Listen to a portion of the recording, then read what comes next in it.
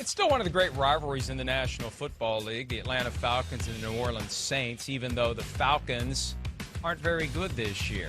That rivalry got far more intriguing with the news that Drew Brees will miss Sunday's game, likely will miss the rematch in just 2 weeks, and we don't know what will happen in the absence of Brees. Joining us now to help us make sense of what the Saints may or may not be doing on Sunday when the Falcons come to town is Terrell of The Athletic. She covers the Saints for that publication. Kat, good afternoon. How are you?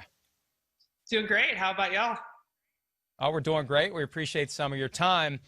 How strange has the week been, given Sean Payton's obsession with keeping from anyone and everyone what actually is happening and what actually will occur come Sunday? Well, thankfully, I've been through this rodeo before, having covered this off and off since 2012. So I'm well versed in the Sean Payton injury weirdness. This week was probably up there, though, because we did not get to talk to a single quarterback. Didn't get told who we were talking to until like 5 minutes before interviews started. I mean, that's how much he did not want the Falcons to know who was going to be starting this week. It kind of made me laugh because someone mentioned, there's a report that Taysom Hill is starting. He said he hadn't seen that. If you know Sean Payton, he's seen it. But, all indications are that it's going to be Taysom Hill. And, hey, I'm excited. Just like anyone else, I don't know what this guy can do. So, I'm really looking forward to this game. Doesn't it make it easier for Payton to keep it all kind of vague and amorphous and ambiguous because of the COVID-19 rules, because you can't get into the locker room and maybe pull someone aside or maybe somebody lets something slip? You're only getting a small handful of access to coaches, to players, and it's a different kind of sanitary environment where you're talking into a camera. There's no opportunity for off the record, none of the normal things we would see. Doesn't that make it easier for them to keep it all under wraps? I think so. Peyton, more than anyone, knows that these things get out. He's been doing this forever, but I think he'd much rather get out on Friday than a Wednesday. And coaches always worry about that stuff. They worry that we'll go up to someone in the locker room and they'll let something slip, just like you said. And it makes it a lot easier for the team to contain that when the players are just staring into a computer screen and they're not – and, kind of a relaxed environment where they might accidentally say who's starting. So, yeah, that definitely works in their favor this week. Kat, after going on IR, obviously Drew Brees is going to miss at least 3 games, and he missed 5 last year, and they went 5-0 without him. Do you feel as confident about this year's team that they can continue to operate at that level, continue to win games without Drew Brees? I think they can. I did predict them to lose this week just because I think – despite the fact that they've been on a roll, I think the Falcons are catching them at a good time, where the Falcons are playing a lot better than they were. And the Saints are dealing with a lot of injuries, plus the unknown of starting a likely starting a quarterback we don't know much about. But I think they can win without him. Do I still think they need him? Yes. But I think that this team has kind of gotten to a level where they've shown they can win in all 3 phases of the game. They have very good special teams units.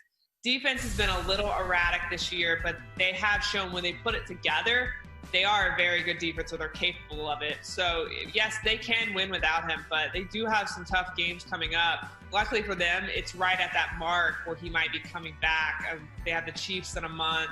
They have the Vikings on Christmas Day, so he could be back by then. Kat, what's been the vibe around the team in recent years with Taysom Hill being a jack of all trades and now in a position to be the quarterback? We know how Sean Payton feels about him. We've seen what he can do. He's getting a lot of money. Some would say that maybe they're overpaying him because they don't use him as much as they should. What do the teammates think about Taysom Hill? Well, I think anytime you have a player that shows up and consistently has this ability to make the big plays on game days, that people respect that. Against the Vikings, most of the team was struggling last year in the playoffs. No one really did much of anything. And then you take Taysom Hill and he's ripping off these big yardage gains, and he had that huge throw to Deontay Harris, and he hasn't done as much this year, but he is a guy that has this ability just to turn it up on game days. And I think his teammates are looking forward to, seeing what he can do as an actual quarterback. Maybe, I mean, they've obviously seen him more in practice than we have, but I don't think even they truly know what they're going to get this weekend. But I mean, I do think that his teammates are very supportive of him and behind him, especially Drew Brees. I mean, he and Brees have a great relationship and have for a while. We know that Taysom has had limited chances at quarterback in the NFL, and Jameis has a lot of experience. He threw over 5,000 yards last season, 33 touchdowns. What are the chances, Kat, that we see both of these quarterbacks on Sunday or moving forward beyond this week? I think this week, going off of the assumption and reports and everything that it's Taysom, I think that we only see Taysom. Going forward, I don't know, because what if this ends in disaster and they have to go back to Winston? Or what if they're thinking of a way to involve both of them? I don't really see a 2-quarterback system going forward, to be completely honest. I just think that they would be too concerned about what would happen if one of them gets hurt, and then they don't have a third quarterback on the roster right now. That could change with Brees going on IR. But even if it does, it would be someone who's just coming in off the street. So right now, I think it's kind of Taysom Hill's audition. You see what you do with this, and then we go forward from there. But it's really intriguing just because they're so different. There's so little we know about Taysom, and we've seen so much of Jameis. So it's kind of like a wild card. I did watch both of them in training camp, and I actually thought that Winston had the better training camp. I mean, I thought he was going to be the backup coming out. But you still saw those problems with Winston that have kind of dogged him his entire career. And you even saw last week, he just has this tendency to he shows off this huge arm, but he also does that by overthrowing receivers or making bad decisions. And Hill is just, really different. He's more likely to run the ball if something goes wrong than to maybe force it into double or triple coverage. So they're both kind of fascinating, unique quarterbacks and so different than Brees. There's been an assumption in some circles that this is going to be Drew Brees' final season. I remember Sean Payton had a misstatement that he had to try to clean up in the offseason, that this is Drew's last year. What's the vibe among the folks who cover the team? Is this it for Drew, or is there a chance he's back next year? I think the general consensus is that this is it. And most of us felt that way going into the season. Just all the hints, Brees taking longer than normal to announce he's coming back. Brees just talking about how this is hard on his family. Everyone thinks that when a quarterback gets older and it's been in the league forever, that it's easier for them because they don't have to work as hard.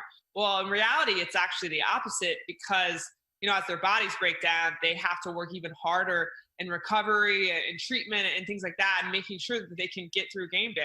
Well, now we're getting to a point where the last 2 years, Brees' body has kind of shown that maybe it's wearing down. I mean, I know the thumb injury could have happened to anyone, but this accumulation of the rib injuries and the shoulder injury and all the hits he's taken, all 43 of them this year I counted, I just think that it's probably all a way of saying, or all signs pointing towards this is the end. But he does surprise us. Awesome stuff. We appreciate some of your time. We'll check out your work at The Athletic, and we hope to talk to you again down the road. Thanks for having me on. Thanks, Kat. All right, there she is, Terrell of The Athletic. When we return, our weekly feature, what can't we wait to see when Sunday rolls around? We'll do that when PFTPM continues right after this. Hi, I'm Mike Tirico, and thanks for watching. Make sure to hit subscribe for the latest news and highlights from NBC Sports.